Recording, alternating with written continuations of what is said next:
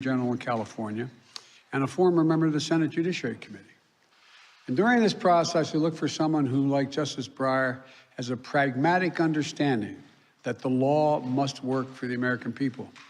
Someone who has historical that the Constitution is a resilient charter of liberty. Someone with the wisdom to appreciate that the Constitution protects certain inalienable rights, rights that fall within the most fundamental personal freedoms that our society recognizes. In the end, someone with extraordinary character will bring to the Supreme Court an independent mind, uncompromising integrity, and with a strong moral compass and the courage he thinks is right. For too long, our government, our courts, haven't looked like America. And I believe it's time that we have a court that reflects the full talents and greatness of our nation, with a nominee of extraordinary qualifications. And that we inspire all young people to believe that they can one day serve their country at the highest level. I've admired these traits of pragmatism, historical perspective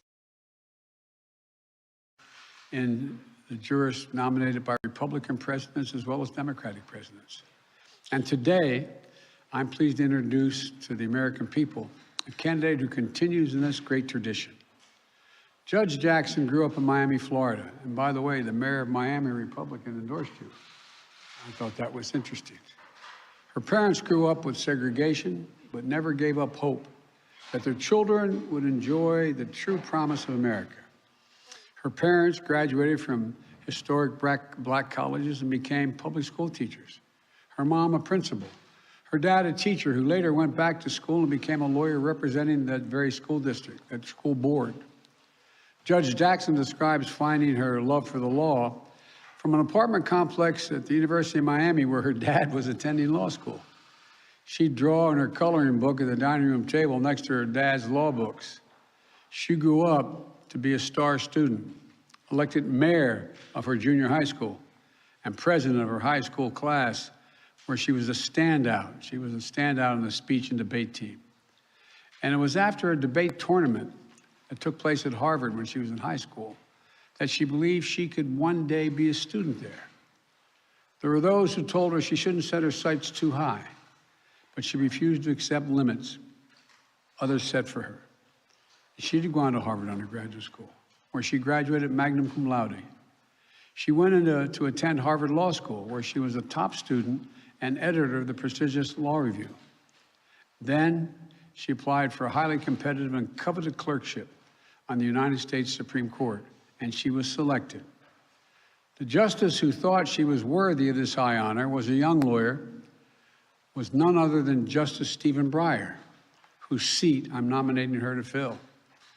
Not only did she learn about being a judge from Justice Breyer himself, she saw the great rigor through which Justice Breyer approached his work. She learned from his willingness to work with colleagues with different viewpoints, critical qualities, in my view, for any Supreme Court justice. Now, years later, she steps up to fill Justice Breyer's place in the court with a uniquely accomplished and wide-ranging background. She served both in public service as a federal public defender, and in private law practice as an accomplished lawyer and with a prestigious law firm. If confirmed, she will join Justice Sotomayor as the only other member of the United States Supreme Court who has experience as a trial court judge, a critical qualification in my view, and once again, following the footsteps of her mentor, Justice Breyer, she became the only member of the court who previously served as a member of the United States Sentencing Commission. And she brings additional perspective to the court as well. She comes from a family of law enforcement, with her brother and uncles having served as police officers. That's one reason I expect why the Fraternal Order of Police, the national organization today, said, and I quote, "There's little doubt she has the temperament, the intellect, and the legal experience and family background have earned disappointment." And they went on to say, they're confident she will, quote, "approach her future cases with an open mind and treat issues related to law enforcement fairly and justly." Incredibly, Judge Jackson has already been confirmed by the United States Senate 3 times. First, to serve on the U.S. Sentencing Commission, a bipartisan independent commission I helped design to reduce the unwarranted disparities in sentencing and promote transparency and fairness in the criminal justice system. On the commission, Judge Jackson was known for working with Democrats and Republicans to find common ground on critical issues. Second, she was confirmed by the United States Senate with bipartisan support on the federal district court to administer justice with the special rigors and fairness that come with presiding over trials. And third, she was confirmed with bipartisan Senate vote to serve on the U.S. Court of Appeals for the District of Columbia, considered the second most powerful court behind the Supreme Court itself, and the court she once argued cases before as a distinguished advocate. And when Judge Jackson was nominated to the Circuit Court, one of his distinguished retired members, Judge Thomas Griffith, a former general counsel of Brigham Young University and a George Bush appointee to the court, said he backed her enthusiastically, hailing her exemplary legal career in both public and private practice. And he went on to say her careful approach as a trial court judge. Judge Jackson's service on the District Circuit Court the D.C. Circuit Court of Appeals is another superb qualification for service on the Supreme Court. 3 of the current Supreme Court justices also served as the D.C. Circuit judges, where Judge Jackson now serves. Her opinions are always carefully reasoned, tethered to precedent, and demonstrate respect for how the law impacts everyday people.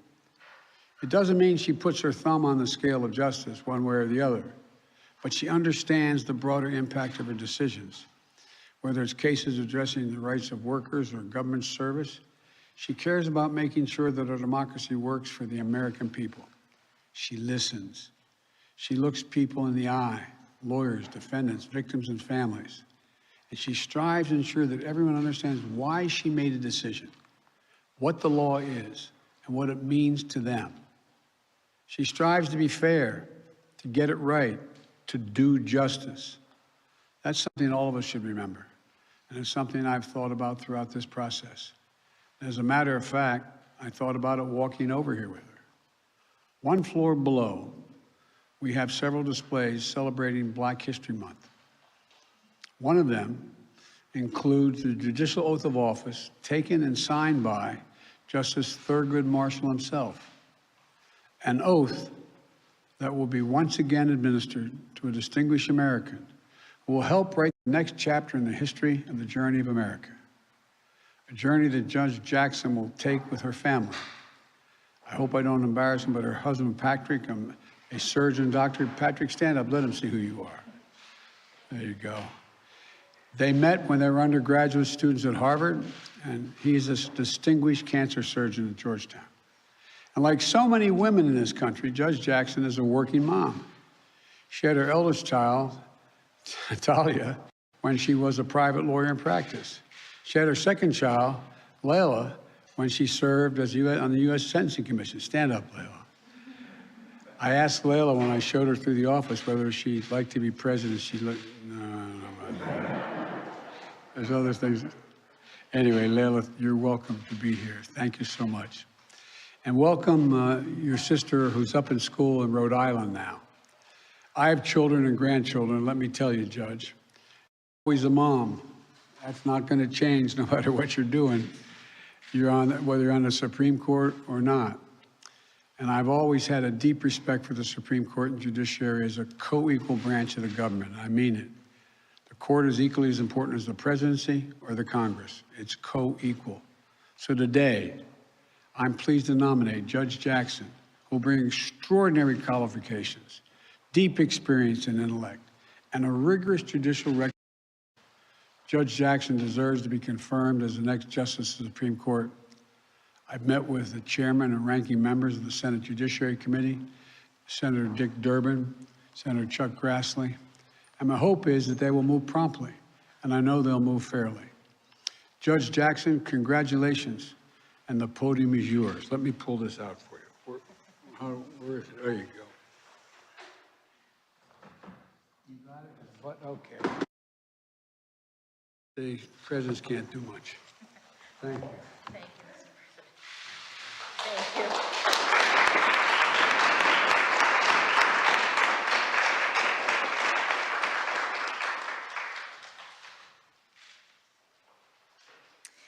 Thank you very much, Mr. President. I am truly humbled by the extraordinary honor of this nomination, and I am especially grateful for the care taken in discharging your constitutional duty in service of our democracy with all that is going on in the world today. I also offer my sincerest thanks to you as well, Madam Vice President, for your invaluable role in this nomination process. I must begin these very brief remarks by thanking God for delivering me to this point in my profession. My life has been blessed beyond measure, and I do know that one can only come this far by faith. Among my many blessings, and indeed the very first, is the fact that I was born in this great country. The United States of America is the greatest beacon of hope and democracy the world has ever known. I was also blessed from my early had a supportive and loving family. My mother and father, who have been married for 54 years, are at their home in Florida right now, and I know that they could not be more proud. It was my father who started me on this path when I was a child, as the president mentioned. My father made the fateful decision to transition from his job as a public high school history teacher and go to law school. Some of my earliest memories are of him sitting at the kitchen table, reading his law books. I watched him study, and he became my first professional role model. My mother, who was also a public high school teacher, provided invaluable support in those early days, working full-time to enable my father's career transition while also guiding and inspiring 4-year-old me. My only sibling, my brother Ketanji, came along half a decade later, and I'm so proud of all that he's accomplished. After graduating from Howard University, he became a police officer and a detective on some of the toughest streets in the inner city of Baltimore. After that, he enlisted in the Army, serving 2 tours of duty in the Middle East. I believe that he was following the example set by my uncles who are in law enforcement. You may have read that I have one uncle who got caught up in the drug trade and received a life sentence. That is true. But law enforcement also runs in my family. In addition to my brother, I had 2 uncles who served decades as police officers, one of whom became the police chief in my hometown of Miami, Florida. I am standing here today by the grace of God as testament to the love and support that I've received from my family. I have also been blessed with many dear friends, colleagues, mentors, law clerks. I could not possibly name all of the people to whom I owe great thanks. But I must mention specifically the 3 brilliant jurists for whom I had the privilege of serving as a law clerk at the outset of my legal career. U.S. District Judge Patty Saris in Massachusetts, U.S. Court of Appeals Judge Bruce Selya in Rhode Island, and last but certainly not least, Associate Justice Stephen Breyer of the Supreme Court of the United States. Justice Breyer, in particular, not only gave me the greatest job that any young lawyer could ever hope to have, but he also exemplified every day in every way that a Supreme Court justice can perform at the highest level of skill and integrity while also being guided by civility, grace, pragmatism, and generosity of spirit. Justice Breyer, the members of the Senate will decide if I fill your seat, but please know that I could never fill your shoes. To my dear family, those who are here with me now and those who are watching from home, I am forever indebted to you for your love and support. To my beloved husband, Patrick, thank you for being my rock today and every day for these past 26 years. I love you. To my daughters, Talia and Layla, you are the light of my life. Please know that whatever title I may hold or whatever job I may have, I will still be your mom.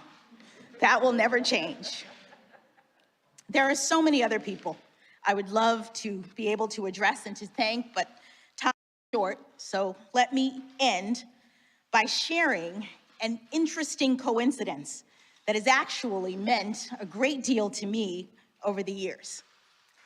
As it happens, I share a birthday with the first Black woman ever to be appointed as a federal judge, the Honorable Constance Baker Motley.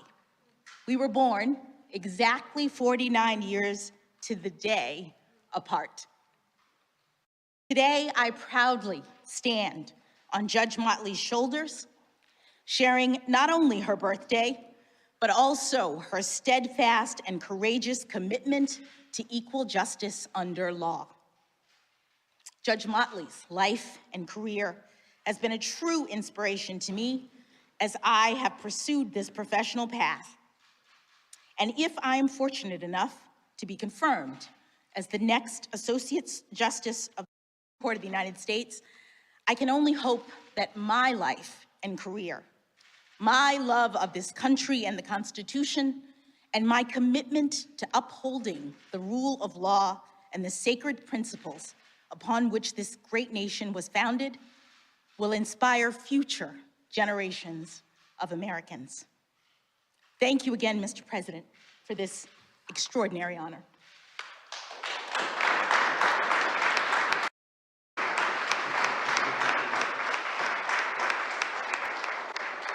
I forgot to introduce the First Lady, Dr. Jill Biden, and the second gentleman. That seems strange to say that, but the second, Doug Emhoff. They're both here as well, so thank you. Thank you all.